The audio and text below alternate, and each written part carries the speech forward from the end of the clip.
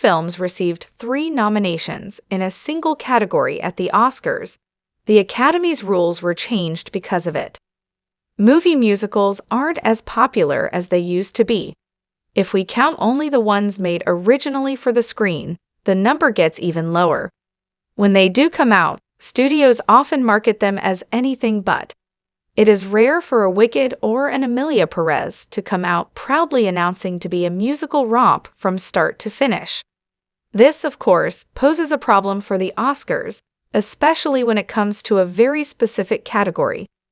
Back in the early days of the Best Original Song Award, introduced in 1934, there were plenty of, original songs to choose from, with the 1939 11th Academy Awards boasting a total of 10 nominees, a far cry from today's well-established 5. Nowadays, the category is usually ridden with power ballads from dramas and the odd comedy entry, like Barbie's I'm Just Ken.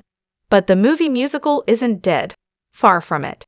From Disney hits and creators of karaoke night classics like Frozen to more dubious enterprises, such as the aforementioned Emilia Perez, one thing is always certain: there will always be at least one theater kid growing up obsessed with this new movie songbook. But these movies still face a slim chance at the Best Original Song Oscar. That's because, according to the Academy's rulebook, only from any one film by the exact same writers may be shortlisted. That and no more than 3 songs from the same movie can be submitted.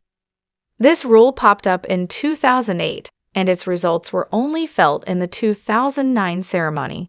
But what exactly happened before that? Dreamgirls and Enchanted got 3 nods in the Best Original Song category. Well, before that, the early 2000s were seeing a rise in the number of movie musicals after the success of both original projects like Moulin Rouge and Broadway transplants like Chicago. Both, it is worth noting, were heavy Oscar contenders, and Chicago even took home the Best Picture trophy in 2003. However, none of them made their mark in the Best Original Song category, with Moulin Rouge being a jukebox musical and Chicago a stage original. Still, the success of these films paved the way to projects that took the music directly to the screen. Projects like, say, Enchanted and Dreamgirls, which in 2 consecutive years made up for more than half of the Best Original Song nominees. It all started in 2007 at the 79th Academy Awards. Dreamgirls was running with Listen, Love You I Do, and Patience.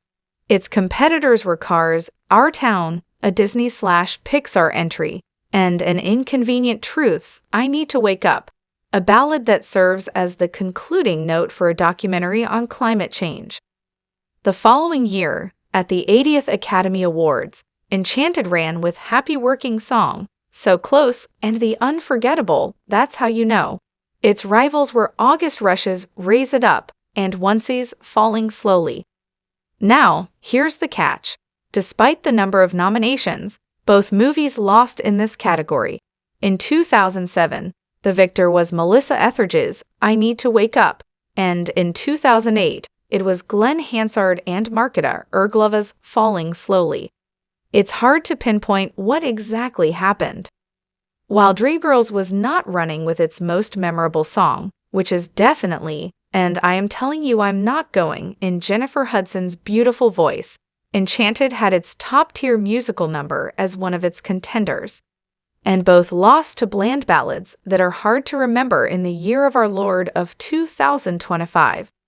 Maybe voters that were inclined to award the 2 musicals were split between the amount of options, or maybe the Academy just made one of those choices that we don't quite understand. The important thing here is that both Enchanted and Dreamgirls had a record number of nominations and still lost. The Academy changed the rules after the Dreamgirls and Enchanted fiasco. When 2009 came, there were only 3 nominees total in the Best Original Song category: WALL-E's Down to Earth and Slumdog Millionaire's Osea and Jai-Ho the winner. But even with 5 nominees in the following years, there would never again be a phenomenon like what happened with Dreamgirls and Enchanted. That's because, as we previously mentioned, the Academy changed the rules before its 81st ceremony. And so, despite being a full-blown original musical and having gained a lot of favor in the early days of the awards race, Emilia Perez only submitted 2 songs for the Academy's consideration, El Mal and My Camino. Both were nominated and are running against the 6 888's The Journey, Sig Sings Like a Bird, and Elton John. Never Too Late's aptly titled Never Too Late. That absurd vaginoplasty song. Yeah, it didn't make the cut. A few questions remain though. First and foremost, did the Academy change the rules because of what happened with Dreamgirls and Enchanted?